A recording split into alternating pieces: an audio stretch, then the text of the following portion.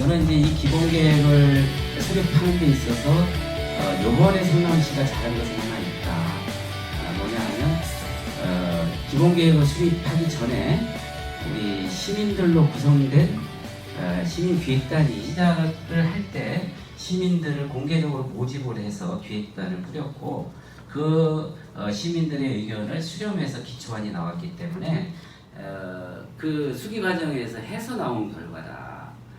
저는 그렇기 때문에 예를 들어서 지역의 시민사회에서 이 공개 모집한 시민기획단에 좀 들어갔으면 훨씬 좋았을 것 같다라는 생각 지금 좀 하고요. 그 다음에 지금 이제 나오는 이야기 중에서 인구 이야기 하시는데 실제로 인구 절벽 맞고요. 인구가 감소하는 추세인 건 맞습니다. 그러나 감소하는 추세임에도 불구하고 인구는 도시로 집중하고 있는 것이 현실이란 말이에요.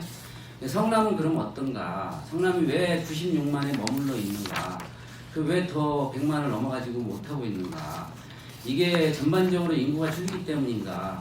이렇게 고민을 해보면 그렇지는 않다. 우선 성남의 인구가 정체되어 있는 가장 큰 이유는 성남의 재개발, 재건축 때문에 이주한 인구가 워낙 많기 때문에 그렇다라는 인구 절벽이긴 하나 도시로 집중되고 있는 현상으로 볼 때 성남 같은 경우는 인구가 더 늘 여지가 상당히 많다 이렇게 보고 현실적으로 지금 이루어지고 있는 재건축, 재개발 이런 세대수 보통 우리가 세대수 곱하기 2.7을 인구로 산정을 하는데 2030 도시정비 기본계획에 의해서 기본적으로 성남시가 재개발이 끝났을 때 세대수를 산정하면 지금 여기서 얘기하는 자연적 증가 103만에 육박할 것이다라고 이 합리적인 근거를 가지고 얘기하고 있다는 거죠. 그러니까 재개발이 다 되었을 때 우리 성남시의 세대수 곱하기 2.7 정도가 합법적으로 계산하는 이 방법인데요.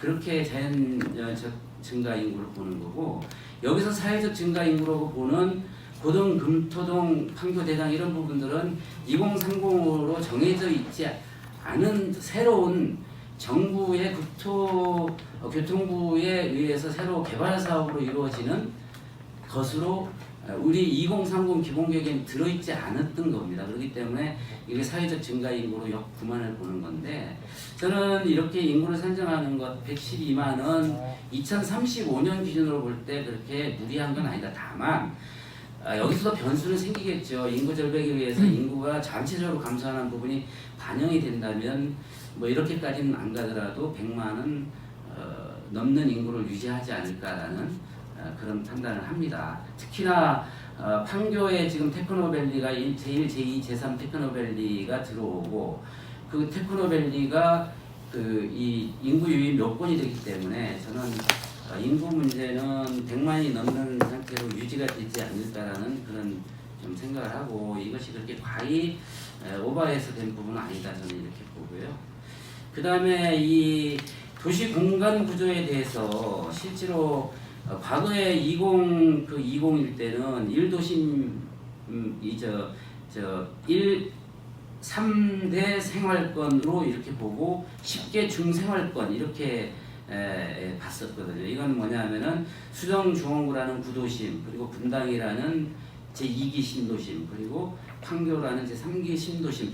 도시가 재개발로 이루어진 도시 중심으로 이거 계획을 2020 계획을 세웠던 거에 비해서 2035는 지금 이제 그런 것들이 다 마무리된 상태에서 생활권이 어떻게 이루어질까를 기준으로 잡았다고 제가 볼 때는 보이는데요. 그래서 성남시 전체를 하나의 큰 생활권으로 보는 거고 이 큰 생활권 중에서 이 수집과 수평의 도시 이동이나 이런 것들로 볼 때 북부, 중부, 남부 이렇게 개념을 정한 것 같은데 저는 원래 이 도시 기본 계획이라는 것은 기존에 있는 것을 조금씩 꼭 바뀌는 것들만 수정해 가는 것이 원래는 이 도시 기본 계획이 가지고 있는 기본적인 건데 이 생활권 문제에 대해서는 완전히 이번에 지금 과거에 3대 이 생활권에서 3대 생활권 10개 중생활권을 이건 큰 성남 전체를 한 생활권으로 보고 그 3개 지역 중심의 중생활권으로 이렇게 지금 나누는 걸로 볼 때 이것은 어떻게 보면 이제 성남이라는 도시가 재개발이나 도시재생이나 이런 것들이 거의 마무리된 상태가 2035년 기준으로는 될 것이고, 그런 상태에서 생활권이 이렇게 될 것이라는 어떤 예상을 하고 이렇게 하지 않았나라는 생각은 합니다. 그래서 저도 이 부분에 대해서는 이게 과거에는 이 수평적 관계로 이렇게 생활권을 나눠놨는데, 지금 이거 수직적 관계로 이렇게 뚝뚝 잘라놓은 게 돼서, 이게 어떤 근거에 의해서 이런 것들을 설정했는지는 저도 좀 질문을 해봐야 될 사안 같아요. 그리고 실제로는 이것이 갖는 의미가 과연 그렇다면 이게 우리 도시의 장기적인 전망을 봤을 때 이게 맞느냐라고 하는 부분은 고민을 좀 해봐야 되겠죠.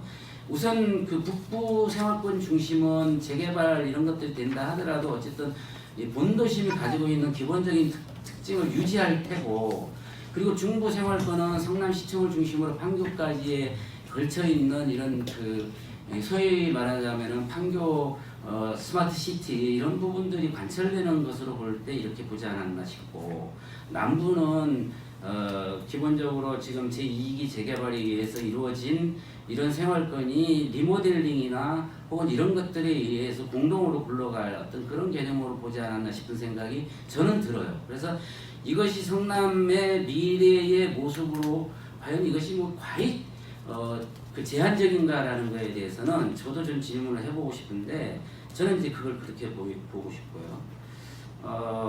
지금 우리가 이 도시기본계획이라는 게 사실은 이 사회경제적인 인구, 산업, 뭐 기타 이런 것들을 중심으로 하는 것들도 35년까지의 우리 그 미래 비전을 봐야 되겠지만, 그렇기 때문에 이제 스마트 시티 얘기가 나오는데, 성남은 어쨌든 지금 원수민 시장도 얘기하는 실리콘밸리 얘기하고 있잖아요. 그 실리콘밸리가 관철이 된다면 그건 뭐 무조건 수도권 지식 산업 도시 혹은 스마트 도시가 되는 건 맞는 거고, 그 스마트 도시가 이 미래 먹거리에 있어서 사회 경제적 분야로 볼 때는 굉장히 중요한 부분이라고 볼 때, 그러한 부분은 사회 경제적 부분의 중요한 부분을 차지할 것이다라고 저는 생각하고요.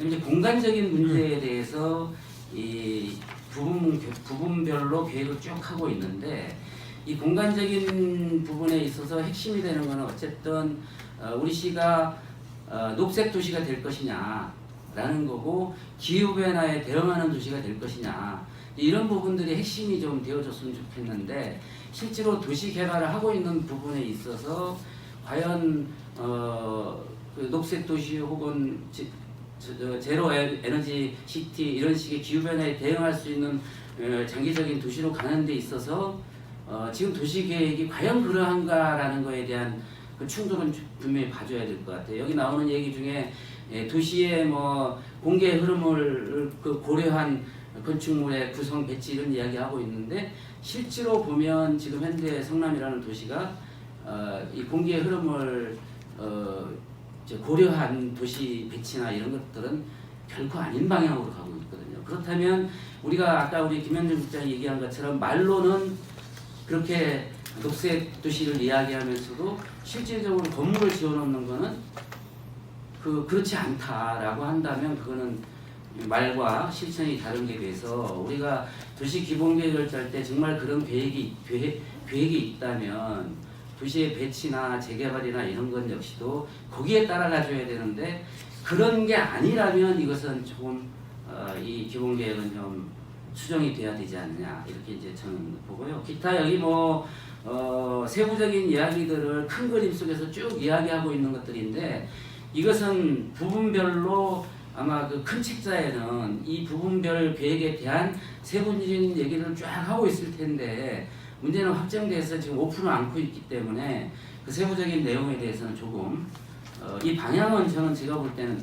말일지라도 이 방향을 잡고 있는 것들이 과히 우리가 그렇게 뭐 크게 잘못됐다라고 보이지는 않아요. 다만 이것이 과연 그 세부 계획에 어떤 계획이 들어가 있고, 그 다음에 이게 앞에서 이야기하는 것과 구체적인 도시 계획이 과연 일치하고 있는지에 대한 여부는 점검을 좀 해봐야 이게 말로서만의 도시계획이 아니라 실질적으로 성남의 미래가 삶의 질을 높이고 또 성남이라는 도시가 그야말로 스마트한 도시로서 모습을 만들고 또 스마트하면서도 기후변화에 적응하는 이 녹색 도시로서의 성남이 될 수 있는지에 대한 것은 사실 이 자료만 가지고는 좀 점검이 좀 어렵다. 세부적인 계획을 좀 더 살펴보고 의견을 내는 게 맞다 이렇게 생각을 하고요.